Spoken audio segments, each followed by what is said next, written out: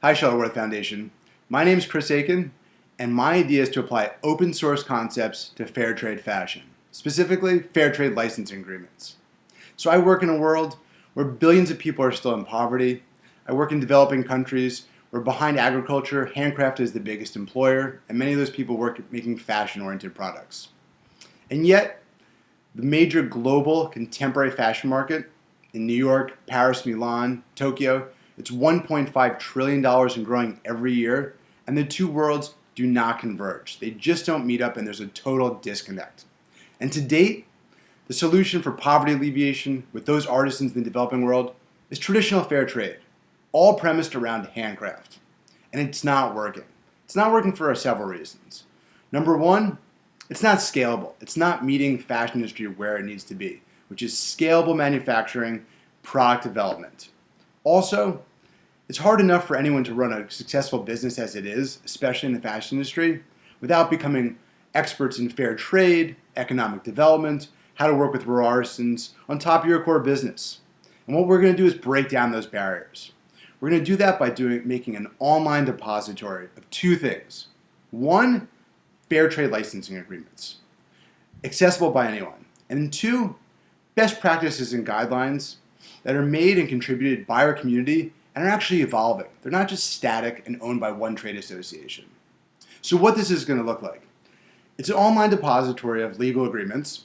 These are licensing agreements that anyone can access. They're totally free. Anyone can download them, edit them, and then republish them.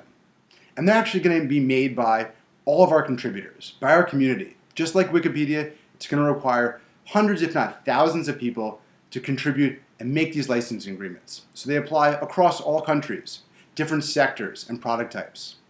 We'll also have the evolving fair trade practices, guidelines that our contributors and our community members who are in fashion, fair trade, economic development are actually editing, contributing to, modifying. And once that's online, people can use those documents for free. We'll encourage them to actually repost their data when they actually execute a deal. And that'll show what the deal structure is, what's getting paid, how much compensation is there. It will provide a check and balance that people are doing things the right way. It'll also provide data to figure out what the economic impact is on the ground and how it's working. So I think this is by far the biggest opportunity for the fashion industry. For the fashion industry to grow, and more importantly, to alleviate poverty in the developing world. It's not going to happen through handcraft. It's going to happen through scalable manufacturing and innovative product design. And that's only going to happen with fair trade licensing agreements. I started doing this in my business in the last few years. So we started in fair trade fashion doing traditional handcraft, and it worked. It didn't work well enough. So then I went and researched licensing deals and got into that, partnered with industry experts, and created this from scratch, using people's academic research, using my own common sense and background doing this. And now we're going to deploy that and make it accessible for literally hundreds, if not thousands of companies that impact tens of thousands, hundreds of thousands of artisans. This is where the economic opportunity is to alleviate people from poverty. What we need to go doing forward is to start getting the partners on board. I have half a dozen partners already there. I've outlined half a dozen more that are going to get on board and make this really happen and scale it big time. We're going to have to tackle it and get a whole community of people contributing to this idea. We're going to have to build out the online platform, which is really a website and a database that actually holds all these documents and makes them accessible for download and re-upload by people.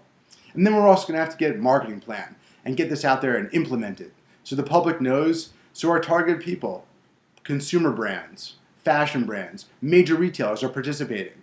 And then get the data out there when we actually execute deals so people in the research field of fair trade can see what kind of economic impact is actually happening. This is by far the biggest opportunity to bring people out of poverty on a scalable way. It's also the best opportunity to teach people how to sell their ideas and give pride and value to their concepts, ideas, over their manual labor and their ability to make one or two more products by hand. I really hope you join me on this. There's an enormous opportunity to change the industry as it works, to alleviate poverty in the developing world, and really evolve the whole concept of fair trade fashion and licensing agreements. Thank you so much. I hope to see you in September, and please reach out if you have any follow-up questions.